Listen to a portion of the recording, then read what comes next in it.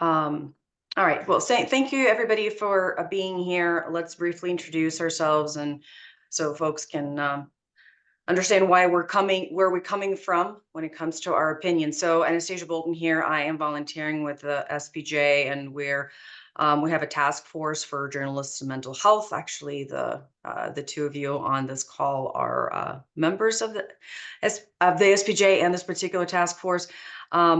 But we want to talk about not only mental health when it comes to covering another mass tragedy, this time in Kansas City. We want to talk about some appropriate ways of dealing with victims and some ways that you, as a person who's covering it, may feel about it to make sure that you are paying attention to your feelings and seeking help when appropriate. And jump in, please. Hi, my name is Anne DePrince. I am a clinical psychologist and a trauma researcher at the University of Denver in Denver, Colorado. And so am glad to be here today to share a little bit about what we know from a trauma science perspective about what you might expect when you are bearing witness to and reporting on traumas and how to cope with that. Thank you. Chris? Excuse me, my name is Chris Vanderveen. I'm the director of special projects at KUSA-TV 9 News in Denver, Colorado. I've been here for 22 years, which means I've covered a lot of mass shootings. I covered Columbine. I've covered the Aurora Theater shooting. From a managerial perspective, I've covered the King Super shooting. I've also covered the Planned Parenthood shooting in Colorado Springs. There's other mass shootings that are just too many to count. Yeah. I will only say this, is that the theater shooting for me was that sort of watershed moment where I had said to myself, I can't do this anymore. Obviously, I continued along, but I get it. I get that covering these things is brutally, brutally difficult. And I had that moment when I was going to the scene. I was actually going to a hospital to cover victims. And I said to myself, I don't know what I'm doing. I don't want to do this anymore. And, for better or worse, I'm still here. But it's okay. I always say it's okay to not be okay. And that's really a very good rule in terms of covering these things. We have to admit these things are brutally difficult and stuff. So Anne, let's just jump in really with you. What can folks expect to feel physically and emotionally? We just want them to be aware that these things are happening, and it is, as much as the word normal is not appropriate here, but that is just normal response to what you are experiencing as a human and a journalist. Yeah, I think this really builds on where Chris started us with the idea of it's okay to not be okay. And in fact, you might predict in the face of reporting on another mass shooting, in reporting on human death, on the kind of harm that you are witnessing and seeing images of and hearing victims and survivors' story of, that feeling distress, feeling upset is in fact simply a human response. And I would go so far as to say it is a normal human response. Now, sometimes that word normal or notions of normative can kind of box us in. For some people, you might feel a lot of emotions, more than usual. For other people, in the wake of this kind of reporting and exposure to trauma, you might feel an absence of emotions. So there's not a perfect amount of emotion to be aiming for, but I think it's essential for people to recognize that feeling upset, feeling distressed, feeling different from your usual is to be expected as you're coping through witnessing and reporting on a trauma. I think physically that can look like having trouble sleeping, not feeling hungry, maybe feeling hungrier than usual. It can come out in aches and pains and a sense that you're just physically exhausted. Emotionally, they can mirror what you're seeing physically, feeling a sense of depleted, sense that you're on edge for the next bad thing that might be coming. And I just want to really reinforce, as you've both alluded to, this is pretty typical when you're in that wake of dealing day to day with these kinds of images and stories. I'm glad you mentioned that no feeling whatsoever is also a typical response, because I was going to bring that up. You know, we often either force ourselves to feel numb, or being numb and feeling numb could be a sort of defense response. And by no means, I'm not a scientist, you are. I'm just speaking from experience, from having covered Aurora, Sutherland Springs, Santa Fe, and any number of horrible things in between. Um, when when people are experiencing these things, right, the next question really is, what can they do about them? Because what's happening in Kansas City, and has happened across the country and continues to occur, right, is it's not an isolated incident. It happens, and then the reporters are going to carry, the local reporters, right, they're going to carry that story for months and for years, right, if they stay in the profession long enough. How can they get better? If I don't know, is get better a thing in this? Or maybe cope? How can they cope with this in the immediate, and then in the long-term aftermath? Well, I'm sure that you both have a lot of strategies to share from your direct experiences. I think some of the things I would toss out to think about for coping in the short run is really, you might be tempted to do things like skip a meal or skip out on sleep, or tell yourself you have to show up at every turn, and your body does need to rest. And so to the degree that you can build in time for sleep and rest, and make sure you're hydrated and eating, these sound like silly things, and they're not. They're the energy we need simply to keep going. I think that figuring out within your teams, thinking, as I've heard Chris speak about before, what can management and supervisors provide? How can newsrooms support one another? But thinking about where you can acknowledge and talk about feelings. Sometimes that's within your work team.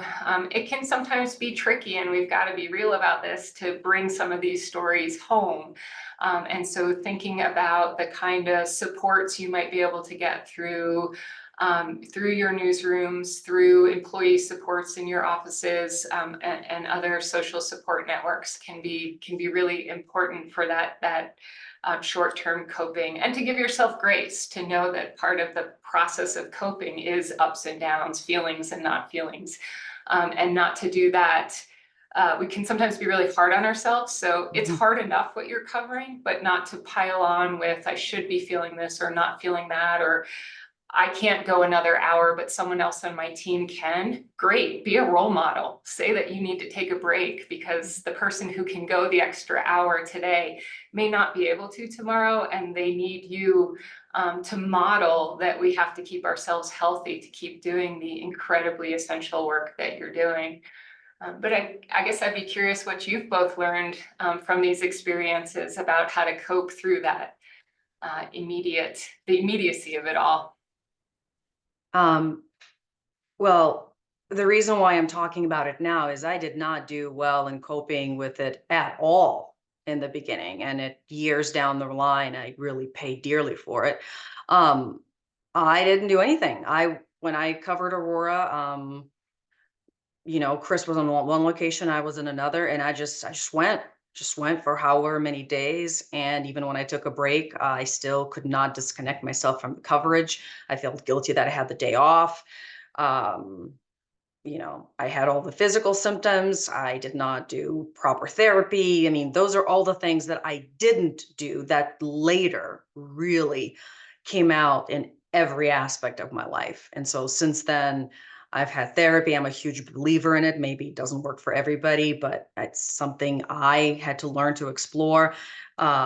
It's physical fitness. It's, one of my counselors said, "Oh, you should go out in nature." I'm like, I hate nature. Oh, so many years later, a nice walk really does you well. So those are some of the strategies, and like really paying attention to how you feel.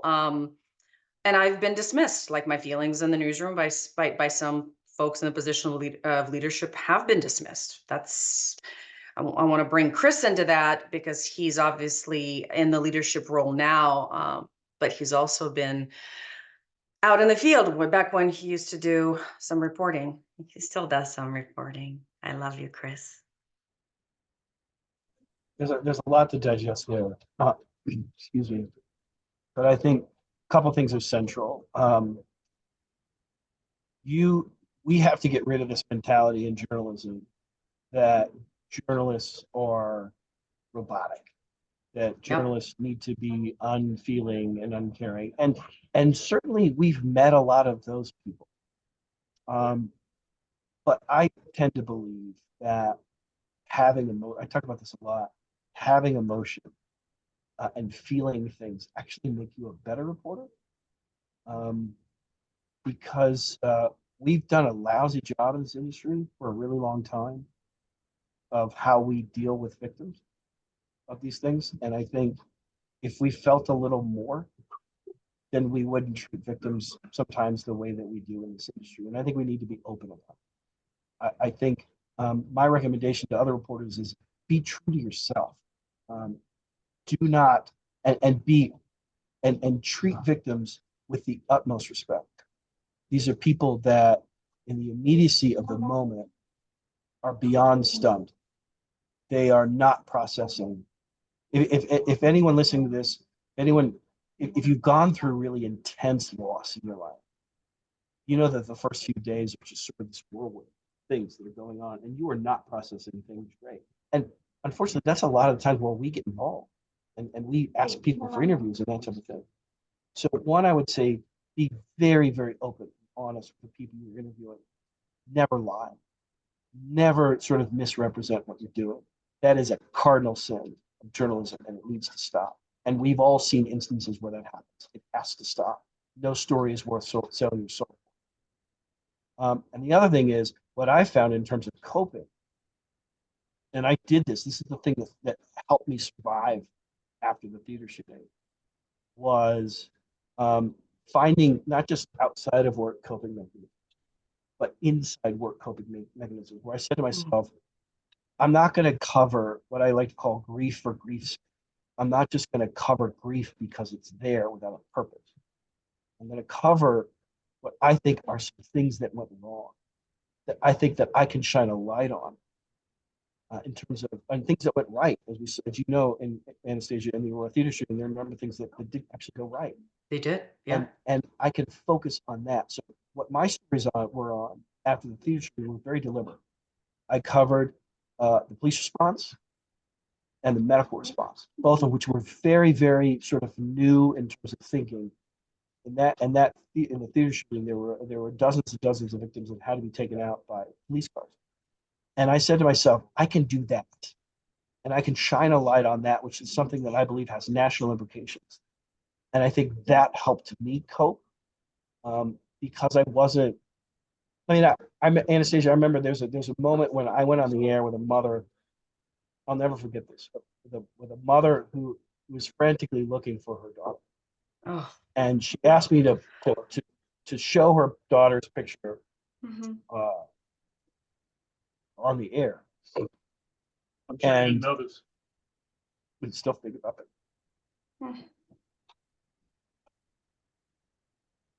And I remember hoping that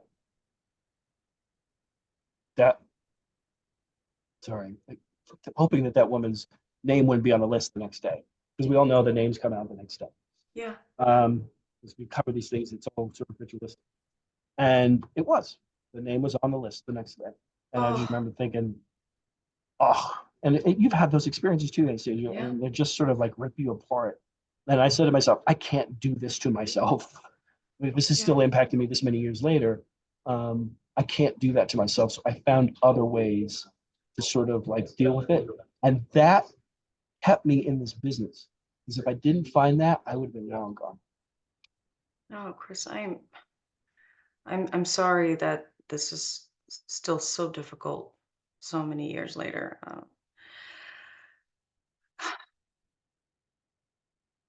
There are still moments like that Aurora, especially in me. I was presenting last week, and I lost it. I could not finish what I was saying. It was just so much, and so I'll let you take a moment for a second because I want to go back to the how management can assist people and not dismiss them when they come to management and say, I'm feeling a certain way.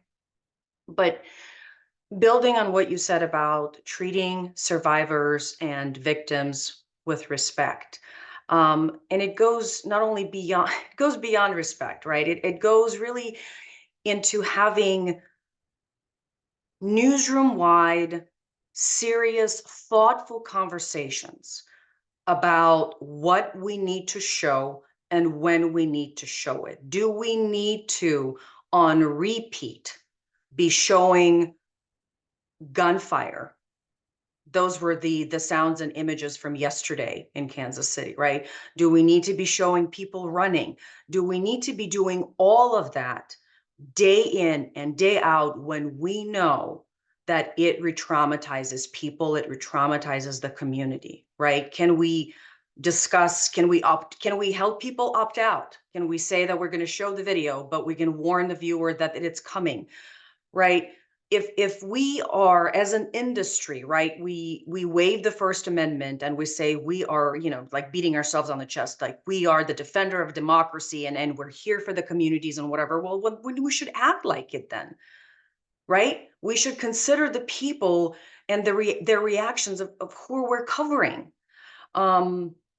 How we ask people for interviews. And if you're talking to a victim or survivor, first of all, before you label them, ask them how they think of themselves. And also, they don't owe us anything. I understand the frustration when somebody tells you no. God knows I've gotten so many no's in my life and was frustrated about it because I had a job to do. But now looking back, I understand they don't owe us anything. We are a vehicle if they choose us to honor their loved one, to honor their story, to honor their witness, but that's it. We should really talk about respecting that. And I think that I want to say one more thing, and I'll throw it back to you guys.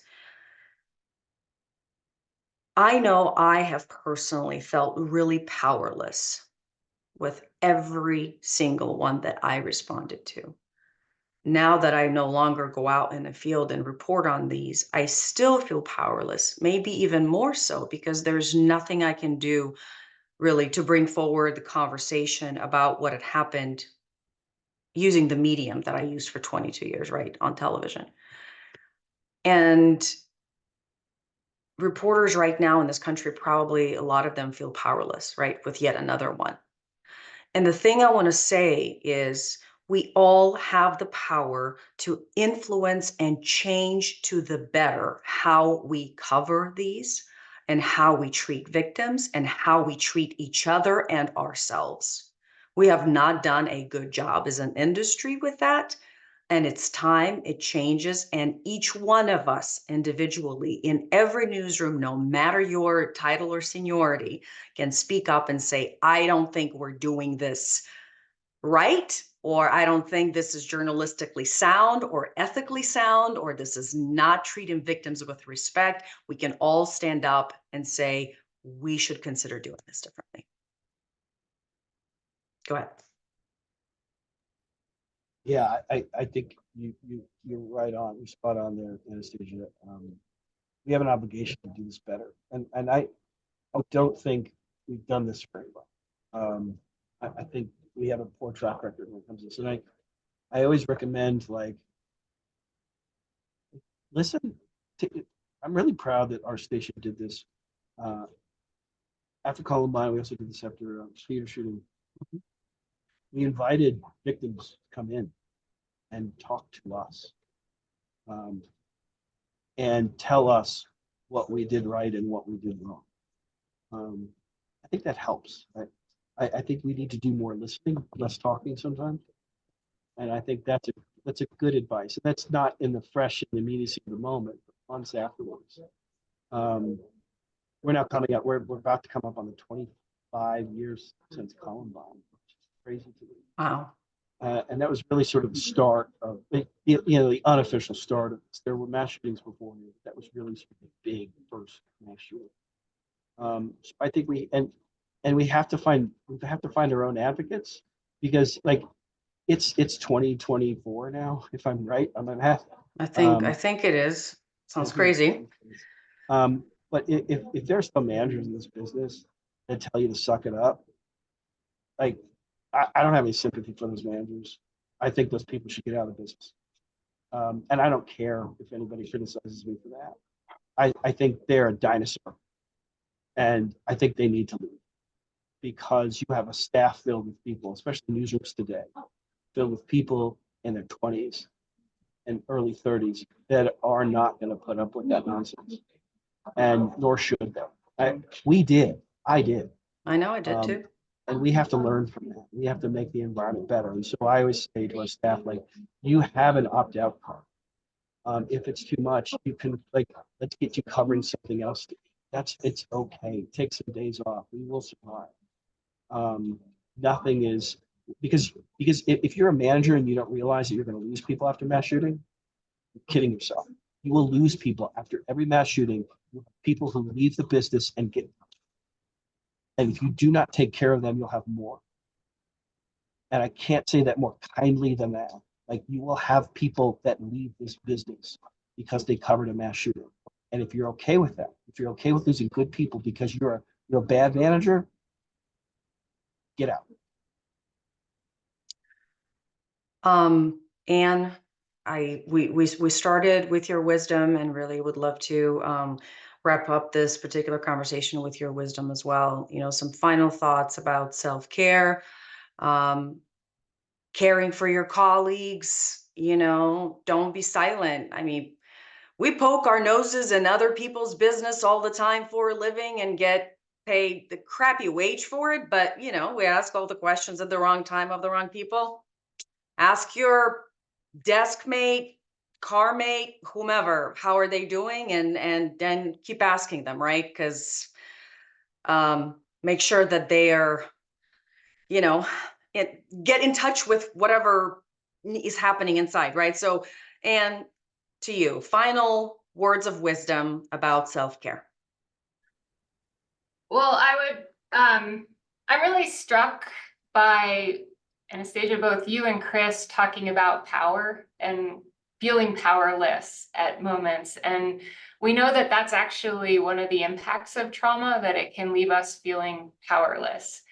And so I love the pieces that you've brought forward about where do you have power? And I think of that in sort of the social organizing sense of where do you have the capacity to act, to make a difference? And so I think, Chris has given some really concrete examples of how, as a manager, you have the ability to set the tone for your teams and think about people's assignments in terms of their well-being, as well as the quality of their reporting, because those things go hand in hand. They're not separable. And I think at the individual level, to bring it back to individual self-care in all of this, is where do you have the power to do something for yourself, to recognize that taking a break, stepping away, getting a walk, getting a meal those are the moments often for many of us where we're able to get clarity and integrate what we're chewing on and hearing, and that is both a path to your own care. It's also a path to doing your job well. And so thinking about where you do have power. It may be in what feels like in the moment small decisions, but our mental health, our well-being, and the well-being of your newsrooms and your teams, it's all made up of a series of small decisions every day. And so to take that very, very seriously. And the other thing I would say, Anastasia's heard me say this before, sometimes check-ins can be with people about the deep, meaningful things that you're feeling and thinking in the face of such tragedy. But what we've seen on my research teams is that one of the most harmful aspects of trauma is to leave people feeling alienated And by alienated, I mean, even surrounded by people and with all the social support in the world, they can still feel alone and like they're unmoored from themselves and from others. And when we look at what matters to survivors, it's not, yeah, the deep, meaningful conversations, those are important. Sometimes they're with a therapist, sometimes they're with a friend or a loved one.